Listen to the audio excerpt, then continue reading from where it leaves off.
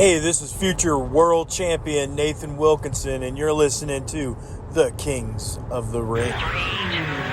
You're listening to the Kings of the Ring Podcast Network.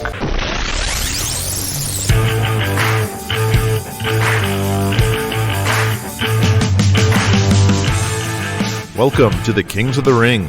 My name is Steve Tatai, the writer-director of your favorite monthly wrestling soap opera, a fictionalized and romanticized retelling of the 1980s wrestling wars, following the rise and fall of the power brokers of the sport, with a look into the sex, drugs, and muscles lifestyle of the 80s wrestler and the sacrifices they make for success. A big thank you to all the new patrons who have come aboard since Season 5 began, and I hope you're enjoying the benefits, not only hearing the extended edition episodes of the entire series, but hearing them a full 2 weeks before regular people do. Check out patreon.com/KingsOTR, and you also get to vote for your favorite scene of every episode. Kings of the Ring is intended for mature audiences.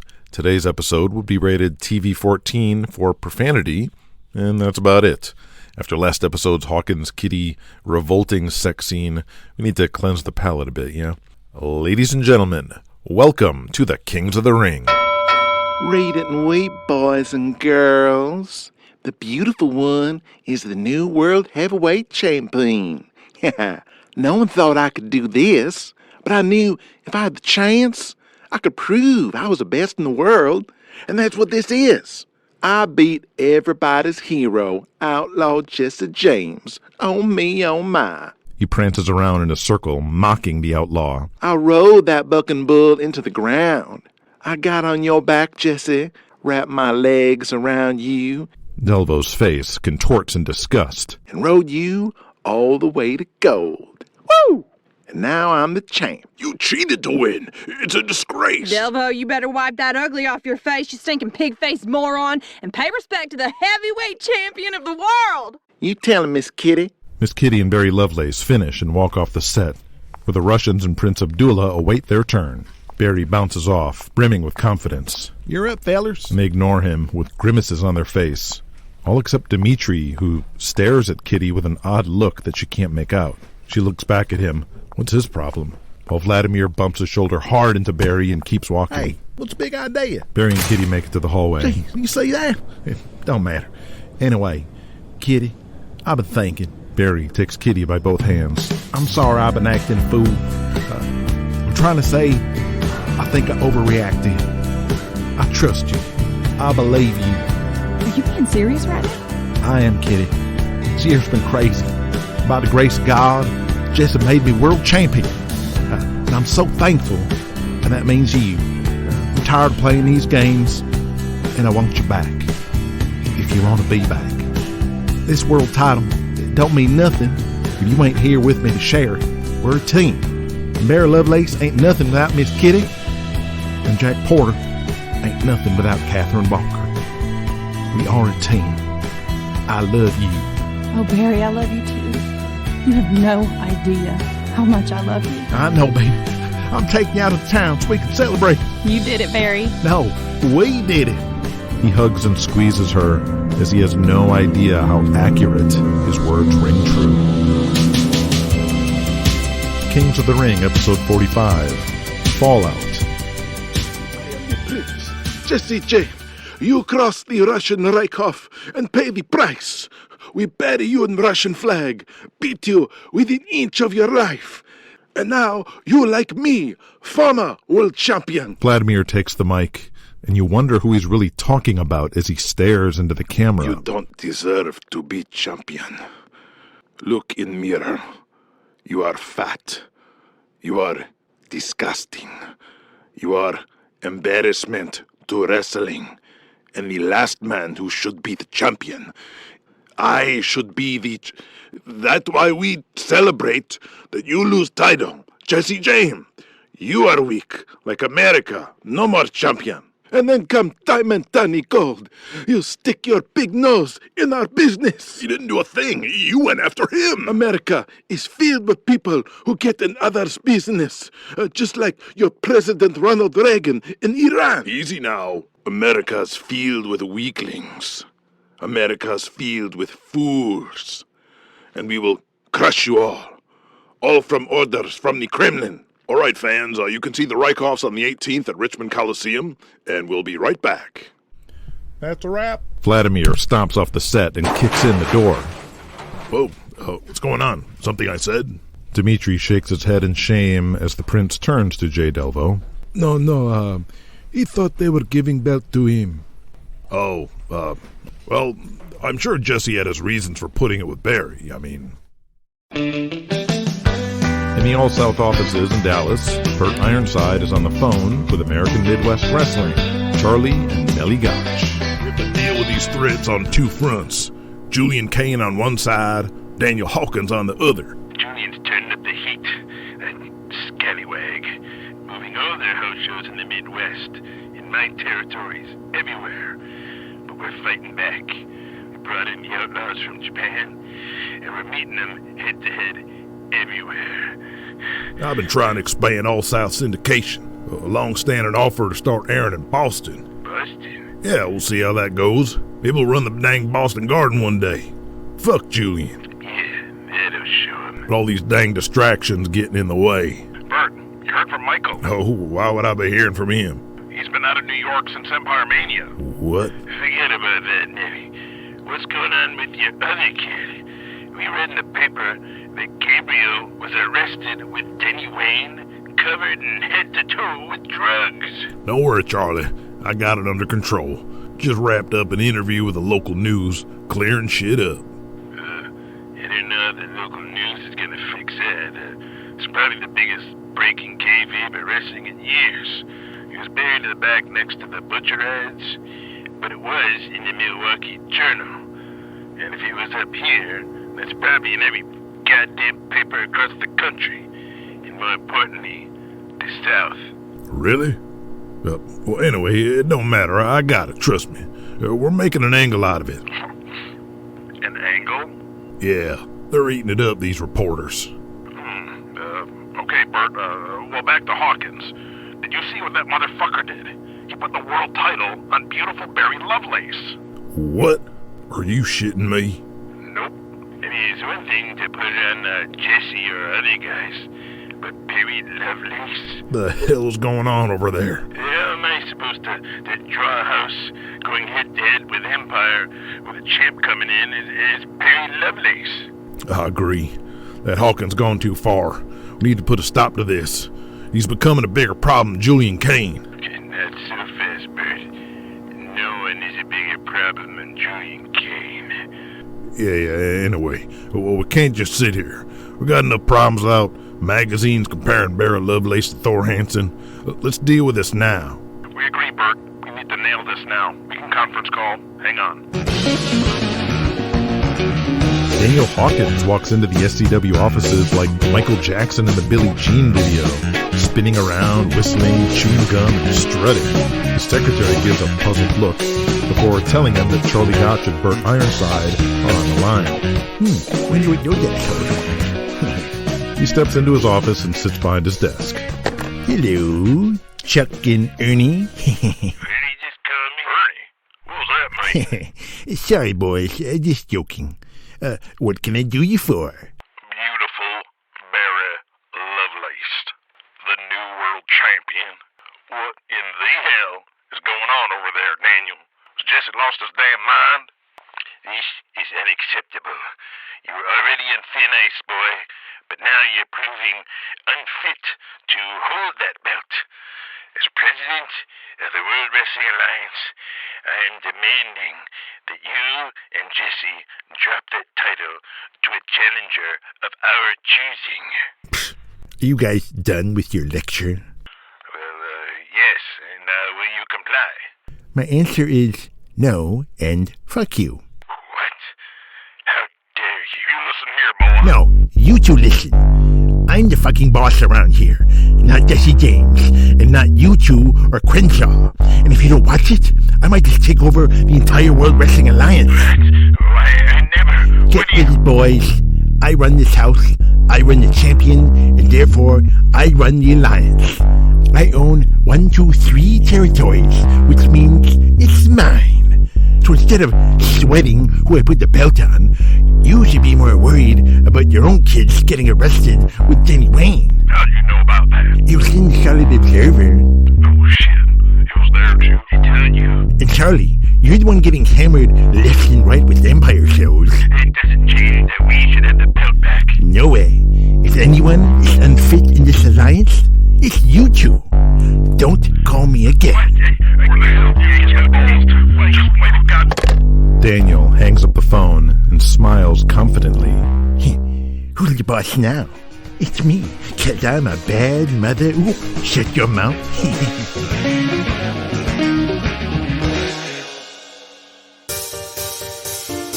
With the production crew moving about a set, Thor Hansen's mammoth frame squeezes into a breakfast chair on set, while a makeup girl touches up his face and Agent Daniel Daybreak hovers around him. So where's the bee? I should meet the bee.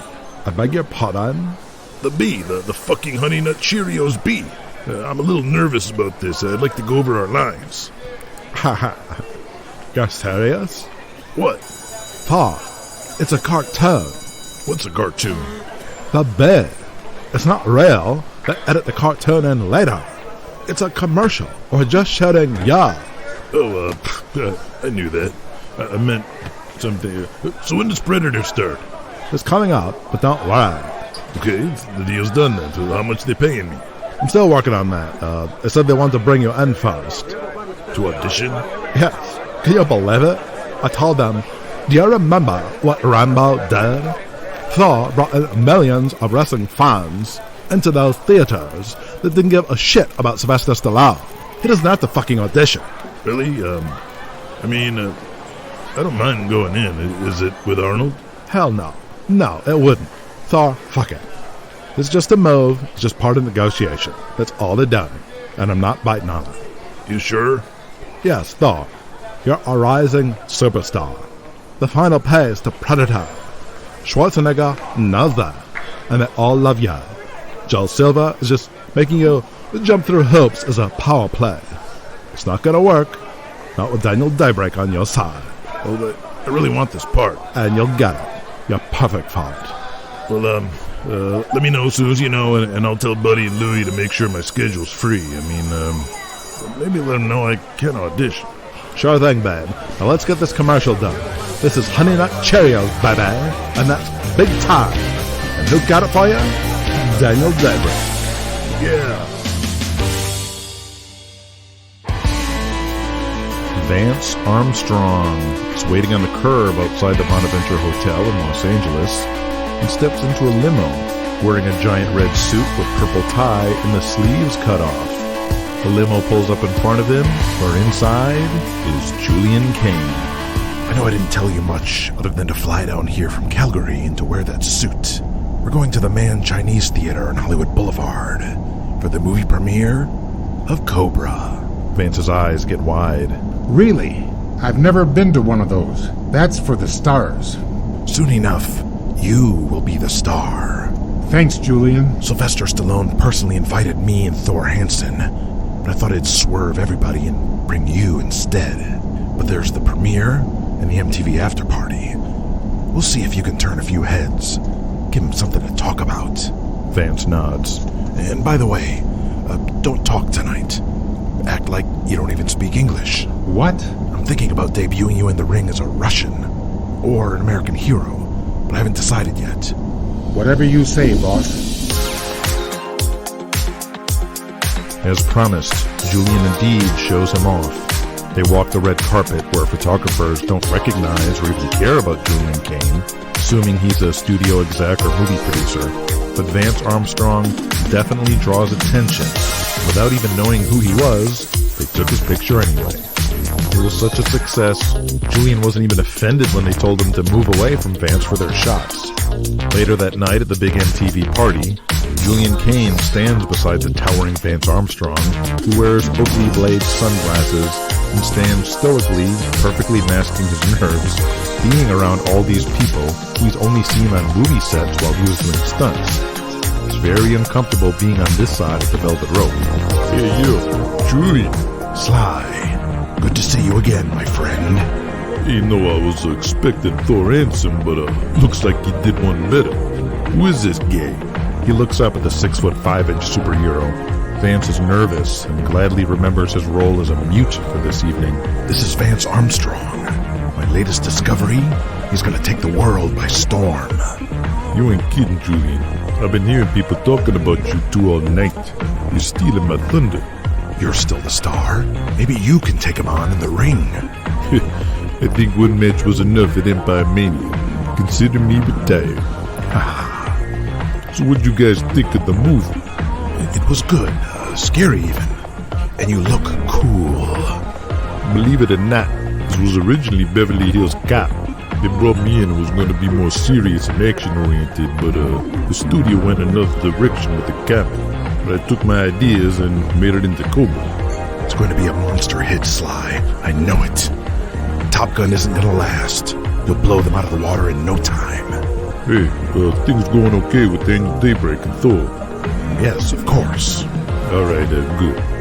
Why? Well, I just hear some things about Daybreak. What do you mean? What kind of things? Things. Just hear things. I gotta go. Have a good night, gentlemen. Stallone walks away, leaving Vance and Julian in the dirt. Vance looks down at Julian, who's lost in thought, looking pissed. I hate when people say shit like that and don't explain what the fuck they're talking about. I'm gonna be thinking about this all night. And by the way, that Cobra movie was the shits. Top Gun was epic. Now let's go. Vance smiles. As they stand on the sidewalk waiting for their limo without anyone else around, Julian congratulates Vance. You did it. Great work. Relieved that it worked and can finally express it. That was totally awesome. Yes, Vance. And this is just the start. Because I know I can trust you. You're no stooge. You're no mark. You're loyal. You know what I'm giving you. I can count on you, Vance. You're my number one. You hear me? You're my number one. Whatever you say, boss. Getting the ring will return back after leaving messages. Martini and Rossi, iced is spumante. When you've got good taste, it shows. Martini and Rossi, iced is spumante. The celebration grows. A good taste for good friends. A star everybody knows. Martini and Rossi, iced is spumante. When you've got good taste, it shows. Martini and Rossi, iced is spumante. When you've got good taste. This beautiful southern mansion is home to the world-class cuisine of Anthony's in Atlanta. Tonight, we're secretly replacing Anthony's freshly ground coffee with mountain-grown Folgers crystals. Will it be rich enough? Rich tasting. It has a good taste, a good aroma to it. It's Folgers crystals. Is it instant coffee? Really? I would swear it was brewed coffee. A very good coffee. Excellent. Mountain-grown Folgers crystals. Coffee rich enough to be served in America's finest restaurants. Now return to the Kings of the Ring. Nellie Gotch, with clipboard in hand, strides down the arena hallway with Father Charlie lagging behind. Dad, I want you to see this. Come on. Will you slow down? The Olympics are over, for Christ's sakes. I'm not even running. Just hold your horses. I'll get there when I get there. Come on, this is it. Nellie makes it to the curtain entrance to the arena floor, where Tex Harper and Yosemite Smith are waiting, waving their arms around, getting warmed up. Nellie turns to them. You boys ready? You know what to do? Yep, we got him, Nellie. Finally, Charlie catches up, all out of breath. What is it? Now watch. And here are your winners, Shark and Buzzsaw, the Apocalypse. Now! Tex and Yosemite burst through the curtain and the Gotches watch. The Apocalypse beat down their hapless opponents after the bell when the Texas Outlaws crashed the ring and beat on them from behind, whipping and choking them with their bullhorns. Fans have never seen them beaten down like this before. Ever! Bad Leroy Brown limps into the locker room. Sweating profusely, plunks down in a steel chair and puts ice on his knees. Hollywood Buddy Melrose, in his dress shirt, sleeves rolled up and slacks, sits down on a bench nearby, looking him up and down. Look at you. Fatter than ever. Completely blown up. That match, was the drizzling shits. Leroy raises an eyebrow. You always is good at pep talks. No wonder Charlie fired your ass. I've seen you in your prime, Leroy. You were glorious. Lean, muscular, and handsome. That wasn't that long ago. What the hell happened? Do we have a problem? Leroy sits up in his chair like he's going to get up and fight. Buddy waves him down. Leroy, I'm being serious. What happened?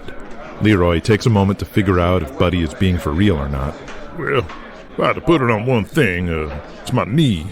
I can barely move it. It hurts like a motherfucker all the time, and I can't lift weights at the gym like I used to. But I'm still working and putting food on the table. And there it is. You're working. You were supposed to get surgery on that knee, weren't you? Yeah. And why didn't you? I would have been out a year or more. I can't afford to take that time off. You know how it is. You don't work, you don't eat. Did Julian tell you to skip that surgery? Not in so many words, but he said don't bother coming back if I'm gone for a year. Buddy shakes his head.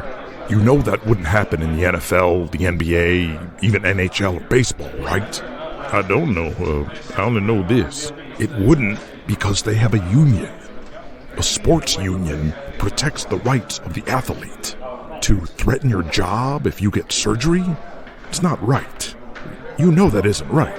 I mean, it's wrestling just the way it is.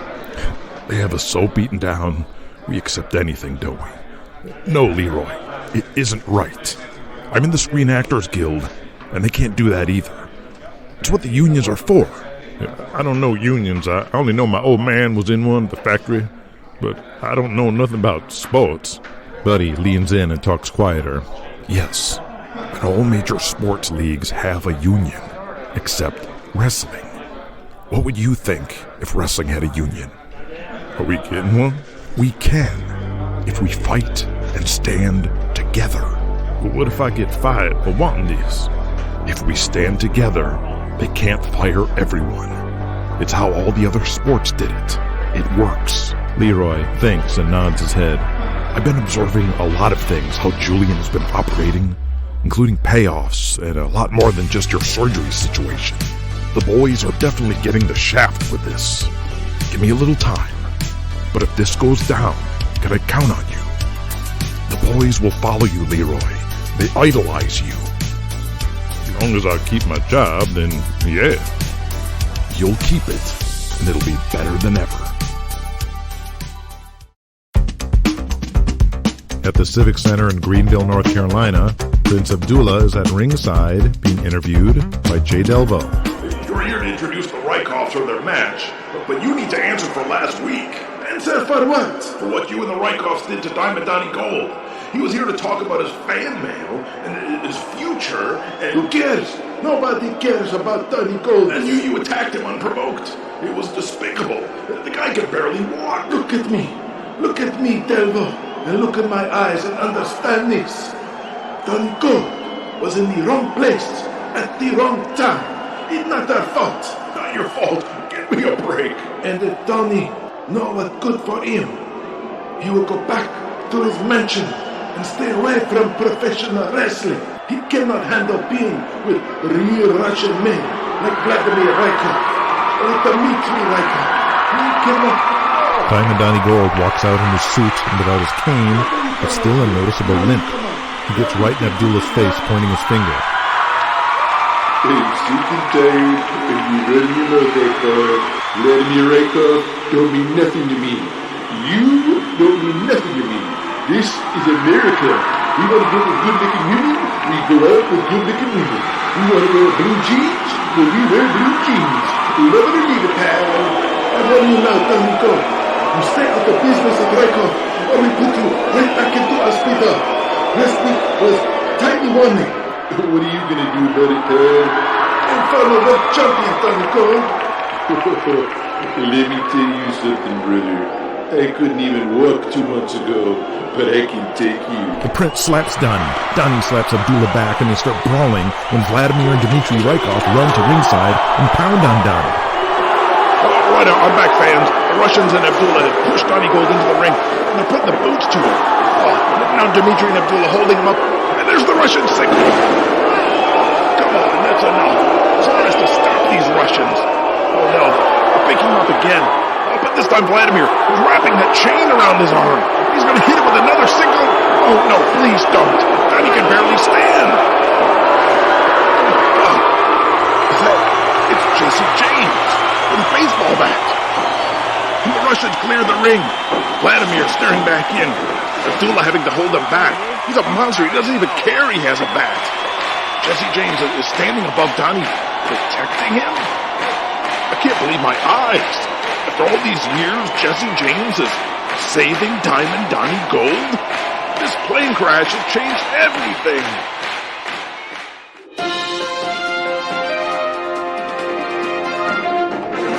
Arrest in New Mexico found local wrestlers Gabriel Angel and Denny Wayne arrested together despite them wrestling against each other earlier that night in Laredo. The owner of All South Wrestling and father of Gabriel spoke with KTVT and revealed that the family is quite distressed about the situation and tried to explain this unusual circumstance. Yeah, we're all torn up about this. It's an embarrassment to pro wrestling and our family. After the matches, my son had a few drinks. Denny Wayne and his tag team partners found Gabriel, and I'm embarrassed to say this, but he was inebriated.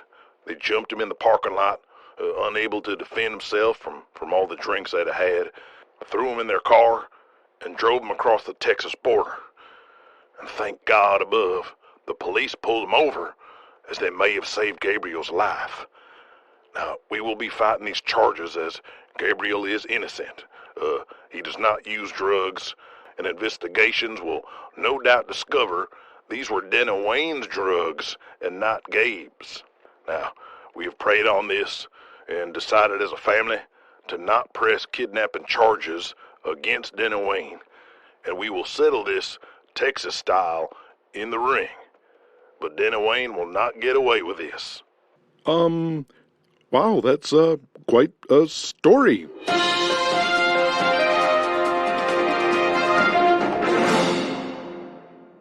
At the Four Seasons in New York City, a room is set up with a single movie camera and lights, with a half dozen chairs facing a plain backdrop. Behind the camera are producers Joel Silver, Lawrence Gordon, and casting director Jackie Birch. Please, come in. These are the producers, Larry and Joel. The director McTiernan isn't here, and Arnold isn't here either. But thanks for coming. We're in a bit of a crunch, but you look great. As we said over the phone, it's not a huge part, but you're part of a team, so you will get lines. See, we're looking for larger-than-life men of action. And just looking at you now, you certainly fit the bill. But we basically need a couple lines from you today. That's what we want to get on tape. You read the script? Okay, now, I'll do the other part. Now remember, you're in a firefight. So, whenever you're ready. That son of a bitch is dug in like an Alabama tick. You're hit. You're bleeding, man. I ain't got time to bleed. Joel Silver and the others look at each other and nod. What's your wrestling name again? Corporal Punishment, sir. Corporal Punishment, of course. Joel Silver steps out of his chair. Thanks, Jackie. What's this? Jerry, I think you're going to be perfect. You start shooting in Mexico next week, and you can do that, right? You don't have any wrestling matches? No, sir. My schedule recently cleared out. Jerry sits in his crummy apartment, eating a tub of ice cream, watching Tony Danza and Judith Lights on Who's the Boss. Come on, Tony. Just keep working on her. He'll get to fuck her. I know it. Jerry sighs as he worries who might be calling now. Hello? Jerry, it's Nigel Davies. Nigel? How you doing? He puts the ice cream down and wipes his mouth and straightens out as if Nigel could somehow see him.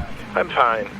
Did Julian cool off? Or are you offering my old job back? I mean, I'll do anything. I just want... I'm afraid I can't get your job back, Jerry. That was Julian's call. It's done. Oh. However, I have another opportunity for you. This isn't wrestling, but I'd really like you to do this, and I do believe you'll do well. This might even be better for you. Really? What is it? But it is time dependent. You have to act quickly, because if you don't, then things will revert back to how they were. Huh? Someone needs to learn a lesson. And anyway, never mind that. You need to get yourself to New York City tomorrow. Now, I'm arranging this, so you have to do this. And I know you'll do well. Yes, Nigel, thank you. I'll do anything. It's a small part in a movie called Predator, starring Arnold Schwarzenegger.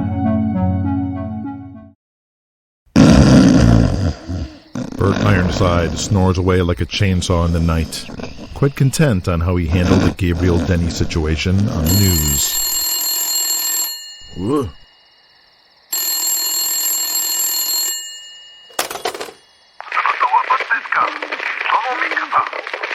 Who is this? Fucking long distance. What'd you say?